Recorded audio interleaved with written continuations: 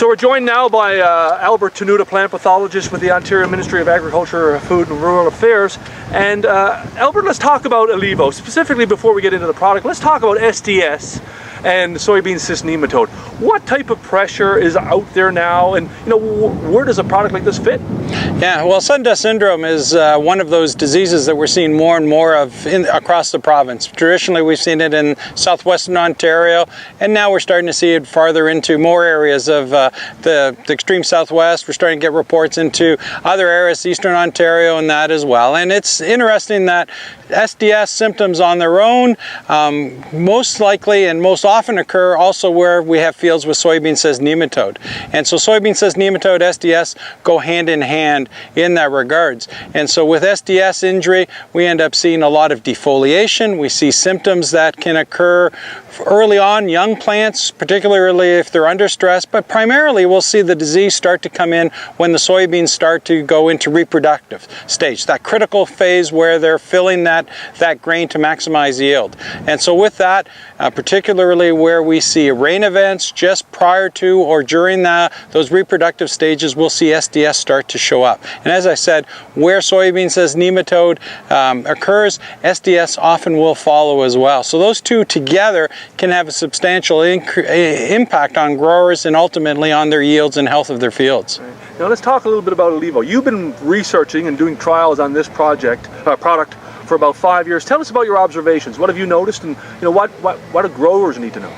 Well, we've been working with this product for 5 years or so, and we've been working in conjunction with some of our colleagues in the U.S. through a North Central Soybean Research Program, the Grain Farmers of Ontario, and GF2 as well. And so we've been looking at it over the years, and what we've seen is that as growers are modifying or maximizing their attempt to maximize their yields by planting earlier, under cooler, wetter conditions, those are ideal conditions for SDS to infect. It infects during those early first 2 or 3 weeks of seed development or early germination. And what we've seen is the disease is most often associated with early planting under those cooler environmental conditions with later on rain events into July or August. And that's when we see the critical ones. And what we've seen is with seed treatments such as the Alivo, we've been able to notice a drastic reduction in the amount of sun dust syndrome infection. That early colonization is critical. If you can reduce that early infection, that ultimately reduces the amount of development through the season and reduces the impact later on. And so we have a seed treatment that can reduce not only initial colonization, but then the back end of the disease as well. And those are important considerations. And when it comes to SDS, if we can delay the development, and we've seen with Alivo particularly, we've seen say a 3-week to 4-week delay in those late season symptoms. And that late season delay in those symptoms allows the plant to fill that grain to the maximum. Right. And one thing you've noticed as well, and it's a watch out for farmers, is that halo effect.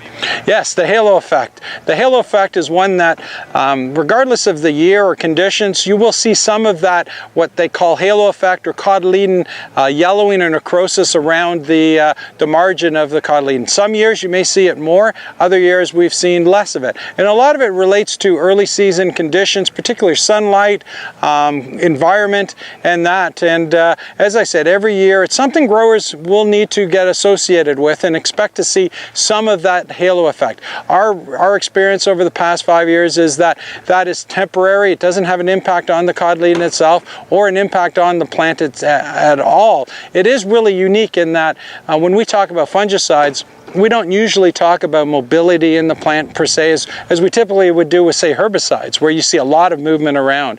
With a product such as the flupiram, here you see some limited movement from the root system up into the cotyledon and up into that unifoliate, that base of the stem. And that's important, and I think that's where the activity of a product like this works, is that's where the main colonization of the Fusarium viguliforme occurs. So you've got the product where the fungus is attacked, and by doing so you're reducing the colonization, and as I said earlier, is that it reduces the ultimate impact later on.